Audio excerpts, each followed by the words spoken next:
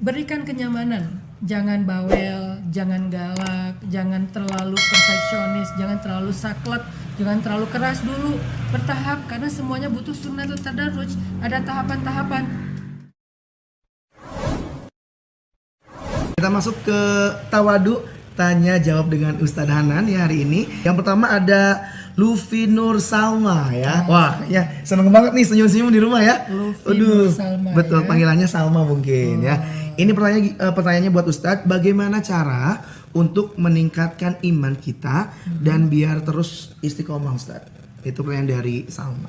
Oke, Salma. Pertama selamat ya. Selamat, Salma, karena udah dapat logam mulia. Dari Halalpedia. Kalau gitu saya jadi penggemar aja, jadi ngikutin. Sama, saya juga Ustadz. Kalau gitu saya juga nanya tadi ya. Next time ya. Oke, Salma, pertanyaannya tentang gimana ningkatin iman dan biar bisa istiqomah. Seperti yang kita tahu bahwa kata Nabi, iman itu naik turun, bertambah dan berkurang. Artinya semua orang selain Rasulullah pastinya, semua orang itu imannya itu fluktuatif.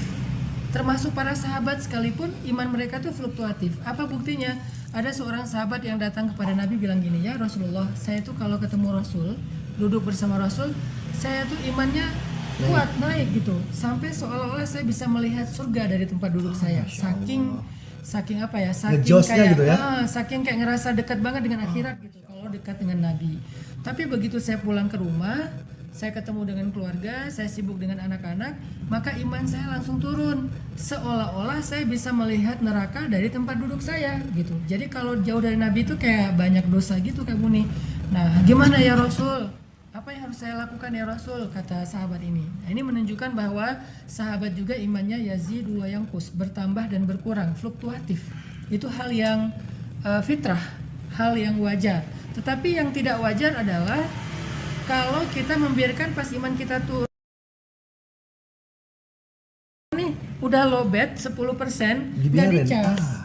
Padahal dia pakai buat nonton, dia pakai buat YouTube download, ya dia pakai buat segala macam. Dalam waktu singkat mati tuh handphone. Dan ketika udah mati udah nggak bisa dipakai lagi. Begitu juga dengan iman. Kalau kita ngerasa udah turun nih, wah tinggal 50%. Dari mana kita tahu persentasenya? Dari semangat kita beramal soleh. Dari mana kita tahu iman kita drop? Dari susahnya kita khusyuk dalam sholat. Dari mana kita tahu iman kita bermasalah? Dari sempitnya dada kita untuk memaafkan kesalahan orang lain. Dari mana kita tahu iman kita bermasalah? Dari hilangnya empati ketika melihat orang lain dalam kesusahan. Nah, berarti iman kita bermasalah. Dalam kondisi-kondisi kayak gitu, harusnya kita harus segera cari charging. Harus segera cari charging. Harus cari power bank. Harus cari charger. Harus cari colokan listrik. Harus cari tempat untuk ngecas handphone kita atau ngecas iman kita. Di mana kita ngecas iman? Kalau sahabat tadi ngecas iman dengan cara duduk bersama Nabi. Jadi begitu imannya berkurang, dia langsung cari Nabi. Di mana Rasulullah? Langsung duduk bareng dengan Rasulullah, itu udah fast charging tuh. Dalam waktu singkat iman langsung full 100%. Nah, kalau sekarang udah nggak ada Rasul, gimana? Carilah Rasul di majelis-majelis ilmu. Majelis yang membahas tentang hadis Nabi, yang membahas tentang Al-Quran, yang membahas tentang teladan-teladan Rasul, yang membahas tentang sunnah-sunnah Rasul, yang membahas tentang sirah nabawiyah, yang membahas tentang tazkiyatul anfus. Jadi carilah Nabi di majelis ilmu. Karena majelis ilmu itu diisi oleh ulama, sedangkan ulama adalah pewaris para nabi. Jadi kalau iman kita lagi drop, cari majelis ilmu. Majelis ilmu sekarang lebih mudah daripada dulu. Kalau dulu tuh majelis ilmu kita harus safar dulu, harus traveling dulu dari Irak ke Madinah. Kalau sekarang kita di mana-mana ada majelis ilmu. Di masjid-masjid ada majelis ilmu. Nggak cukup di masjid secara off air, kita bisa menghadiri majelis ilmu secara online seperti sekarang. Kita bisa nonton live, kita bisa ikut kajian-kajian virtual, kita bisa nonton booster yang ada di sosial media. Semua ini adalah cara kita nge-fast charging iman kita supaya iman kita nggak terlalu drop, nggak sampai di bawah 10%. Karena kalau udah di bawah 10% nanti dia jadi lola, jadi semuanya jadi lambat. Mau sholat ditunda-tunda lambat, mau beramal soleh ditunda-tunda, bahkan mau taubat aja ditunda-tunda. Kenapa kok lambat banget loadingnya? Karena imannya lagi drop. Terus biar istiqomah, ketika iman udah naik, gimana menjaga iman biar istiqomah, nggak gampang drop? Caranya adalah kita harus punya suhbah solihah. Apa itu suhbah solihah? Suhbah solihah itu artinya lingkungan yang soleh. Lingkungan yang soleh nggak harus teman yang kita selalu bertemu. Sekarang zamannya zamannya sosial media ya, zamannya digital. Maka suhbah yang soleh itu adalah dengan cara kita terlibat di dalam sosial media yang positif. Kita ikut grup, misalnya grupnya grup tilawah, grup tadarus, grup khataman Al-Quran. Kemudian kita nge-follow-nya akun-akun dakwah, akun-akun inspirasi, akun-akun sosial. Kita cari suhbah solihah, kita cari pertemanan yang soleh yang bisa ngebooster kita terus dalam kebaikan-kebaikan. Sehingga ketika kita, kalau di TikTok tuh pas kita buka home gitu, FYP ya, for your page. Oh gitu. iya. Nah pas kita buka home tuh yang muncul pertama itu adalah postingan yang kita following kan. Iya. Nah ya kalau kita rekomendasinya ya. betul, kalau kita nge-following akunnya lebih ke lifestyle yang hedon, beli mobil yang mewah, nanti kita pas lihat sosial media, wah sehari, 2 hari, sekali, 2 kali, lama-lama hati kita terbentuk menjadi hubbud dunya.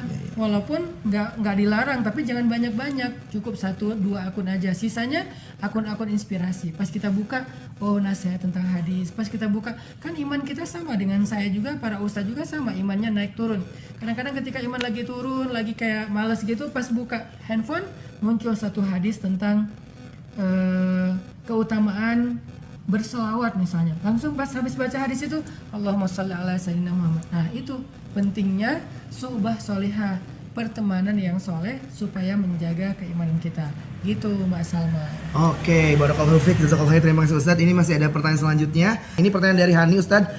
Saya punya teman dari keluarga yang broken home. Jadi dan juga dia tuh pergaulannya kayak kurang terfilter gitu. Jadinya kayak merasa kurang yakin sama Islam. Sebagai teman, ini apa yang harus saya lakukan Ustadz biar membantu teman saya biar mungkin lebih yakin lagi atau mungkin mengingatkan lagi gitu dari Hani Ustadz. Ya, ini juga nyambung nih Kak Buni dan Hani ya. Hani ini cewek cowok? Hani kayaknya cewek Ustadz ya. Cewek ya. Mbak Hani.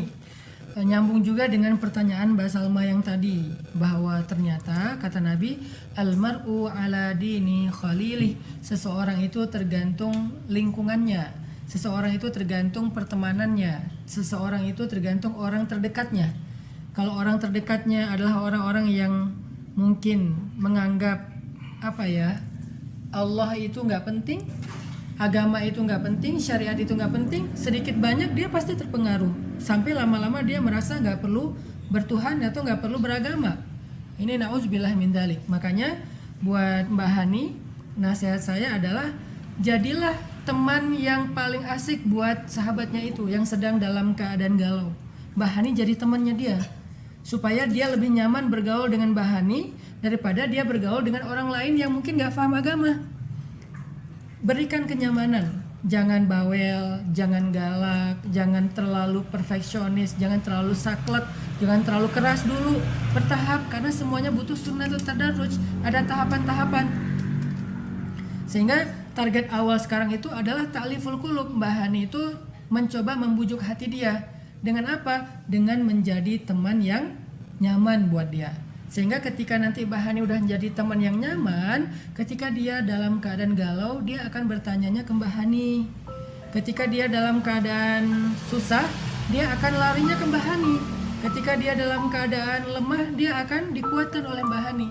Sehingga dengan kita berada terus di sisinya, saat ada kesempatan untuk menasehatinya dengan cara baik-baik, dan itu pasti kita nanti akan menemukan kesempatan itu, disitulah kita akan mengembalikan dia, ngajak dia kembali kepada Allah Subhanahu wa Ta'ala.